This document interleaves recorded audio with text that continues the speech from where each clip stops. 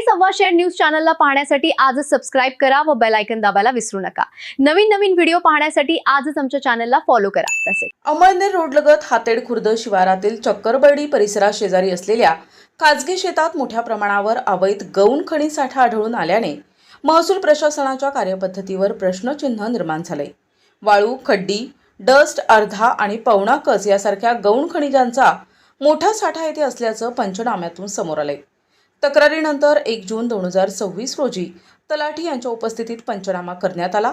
मात्र त्यानंतर संबंधितांवर कोणती कारवाई करण्यात आली, दंड आकारला गेला का अथवा खनिज जप्त करण्यात आले का याबाबत प्रशासनाकडून कोणतीही माहिती देण्यात आलेली नाही। पंचनाम्याची प्रत आणि कारवाईचा तपशील मिळविण्यासाठी तहसील प्रशासनाशी संपर्क साधण्याचा प्रयत्न करण्यात आला, मात्र अधिकाऱ्यांकडून प्रतिसाद मिळाला नाही। त्यामुळे माहिती जाणीवपूर्वक दडवली जात असल्याची चर्चा नागरिकांमध्ये सुरू आहे। महसूल विभागाने या प्रकरणाचा तातडीने खुलासा करून पंचनाम्याची प्रत, कारवाईचा तपशील आणि दंडाची माहिती सार्वजनिक करावी अशी मागणी होत आहे। आता अवैध गौण खनिज साठ्याविरोधात प्रशासन कठोर कारवाई करते की हे प्रकरण कागदोपत्रीच राहते याकडे सर्वांचे लक्ष लागले आहे। मी देवेंद्र पांडुरंग सोनवणे काल संध्याकाळी 5 वाजता माझ्या शेतात आलो असता मला इथे रेतीसाठी कमी कमी 2 ते 2.5 हजार ब्रास आढळून आला, पण 5 ते 10 हजार ब्रास खडी आणि बंकर, JCB सगळं आढळून आलं। मी त्या अनुषंगाने माझे तहसीलदार चोपडा यांना तक्रार केली, पण त्यांनी माझ्या तक्रारीची दाद घेतली नाही व फोनही उचलला नाही।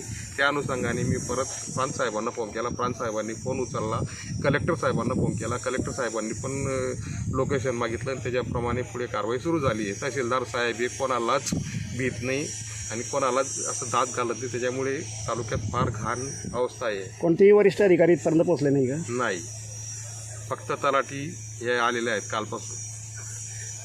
त्यांनी पंचनामा केला? किती ब्रासचा पंचनामा केला त्यांनी?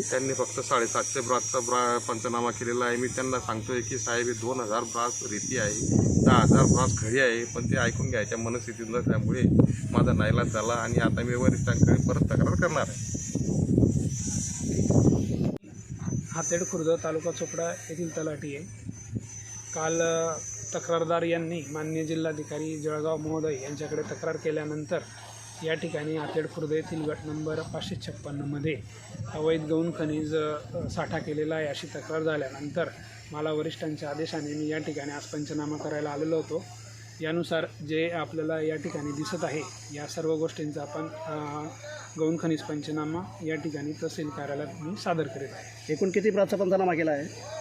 या ठिकाणी वेगवेगळ्या गोष्टीत सर, त्यामध्ये अर्धा इंची खडी आहे, पवना इंचीचं खडी आहे, डस्टचा ढीग आहे, त्यानंतर वाळू वेगळी आहे। या प्रत्येक गोष्टीचा नुसत्या वाळूचा किती पंचनामा केलेला आहे? तो आदमासे आपण 800 ब्रासचा पंचनामा या ठिकाणी केलेला आहे। इथं जवळपास 2.5 ते 3,000 ब्रास आता समोर दिसते, त्याच्यानंतर फक्त एवढा कमी पंचनामा करण्यामागचं कारण काय? नाही, विषय असा आहे सर, आपण पंचनामा करणारे मी एक ग्रामीण स्तरावरचा अधिकारी आहे, पण माझ्याकडे टेक्निकल असं कोणतंच नॉलेज नाही। एक आपण आदमासे म्हणून हा पंचनामा केलेला आहे। यात कमी जास्त तफावत येऊ शकते टेक्निकली दृष्ट्या केल्यानंतर। आपलं नाव? मी स्वप्नील कुलकर्णी, तलाठी हातेड खुर्द, तालुका चोपडा। धन्यवाद।